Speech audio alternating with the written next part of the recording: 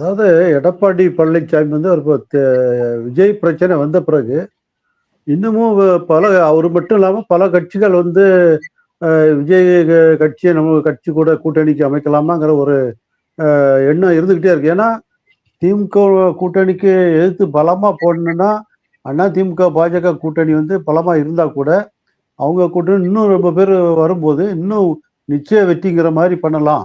அதுக்கு விஜயனுடைய சப்போர்ட் வேணும். அவருடைய கூட்டம் ஒரு 2 3 மாநாடு கூட்டங்கள்லாம் பார்த்துட்டாங்க. வரணும்னு பார்த்தாங்க. ஆனால் விஜய் வர்ற மாதிரி இல்லை.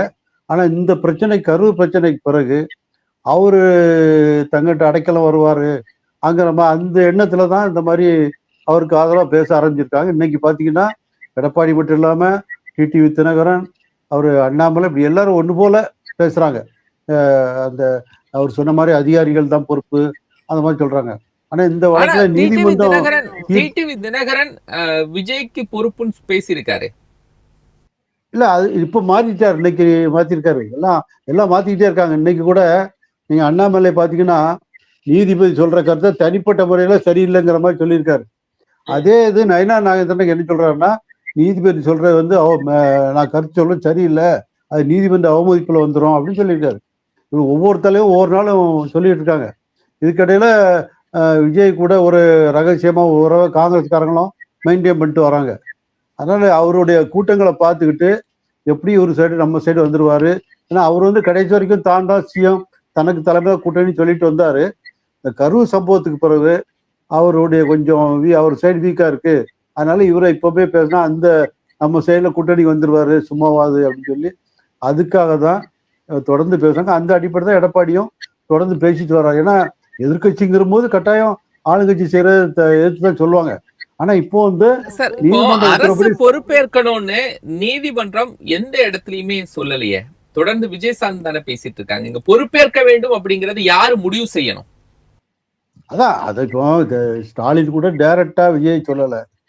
நீதிமன்றமும் வந்து டைரக்டா கண்டிக்கிறா கூட பொதுவா நான் ஒரு தனிப்பட்ட முறையில அவருடைய தலைமை பண்பு இல்லை அந்த மாதிரி சொன்ன கருத்துக்கள்லாம் இருக்கவில்லையே.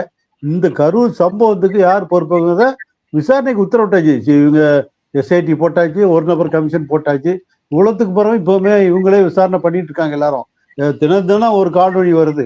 இதெல்லாம் போலீஸ் விசாரணையெல்லாம் முடிஞ்சு வரும்போது தான் உண்மையானது தெரியுமே ஒழிய விஜய் தான் இந்த இப்போ சொல்றாங்களா அரசு அதிகாரி தான் முழு பொறுப்பு ஏற்க வேண்டுங்கிறத வந்து நம்ம எத்துக்க அது வந்து அரசியல் ரீதியாக சொல்லப்பட கருத்தா தான் நம்ம பார்க்க முடியுமே தவிர ஒருவேளை விஜயனுடைய ஆதரவு வேணுங்கிறதுக்காக பார்க்க முடியும்.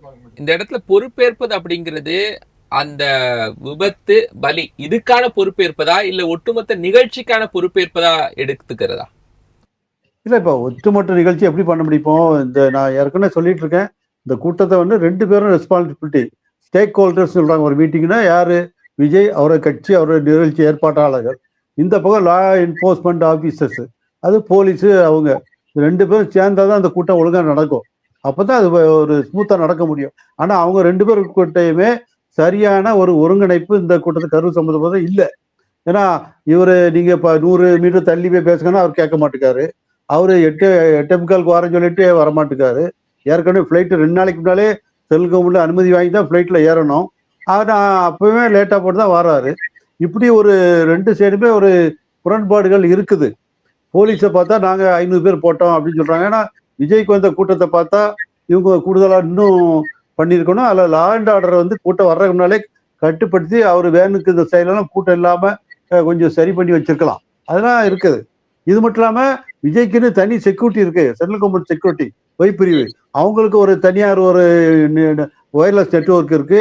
அவங்க ஏன் முன்னக்கூட்டி சொல்லி இதை வந்து ஸ்டேட் கவர்மெண்ட் சொன்னாங்களா? இவ்வளவு ஏகப்பட்ட பிரச்சனை இருக்குல்ல. இந்த இடத்த நான் தெளிவுபடுத்துறேன் சார். அதாவது விஜய்ட்டு நாங்க சொன்னோம், நிறுத்த சொன்னோம், இதெல்லாம் சொல்றாங்க இல்லையா? இப்படி சொன்னோங்கிறத எங்கேயாவது ரிப்போர்ட் பண்ணியிருந்தாங்களா? இல்ல இதெல்லாமே ஓரலான இன்ஸ்ட்ரக்ஷன் தானா?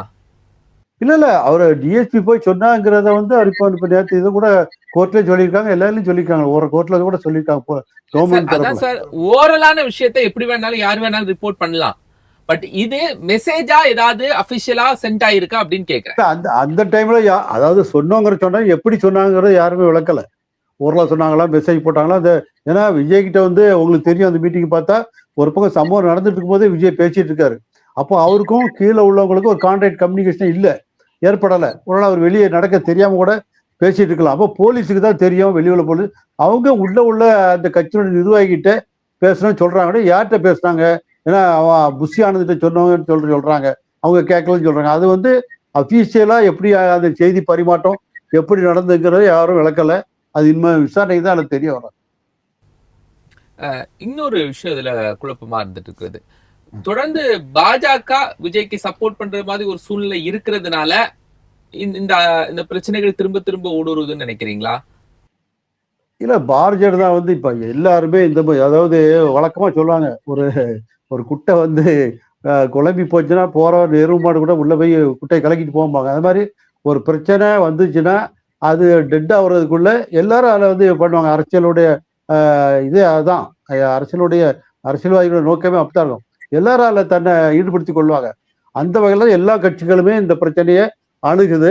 இதுல பிஜேபி அணுக வேண்டிய அதில் ஒன்றும் அதில் ஆச்சரியப்படுறதுக்கே இல்லை. ஏன்னா அவங்க ஏடிஎம்கே விட பிஜேபி தான். ஏன்னா உடனடியாகவே ஒரு ஷார்ட் நோட்டீஸ்ல 8 பேர் குழு அமைச்சு இன்னைக்கு அறிக்கை விட்டாங்க.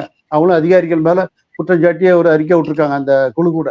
அப்படி அந்த அளவுக்கு அவங்க பண்றாங்கன்னா காரணம் வந்து ஒரு தமிழ்நாட்டுல அப்போசிஷன் வந்து இந்த திமுக கூட்டணிக்கு எதிரான அப்போசிஷன் வந்து விஜய்க்கு மேல முழுசா திரும்புது.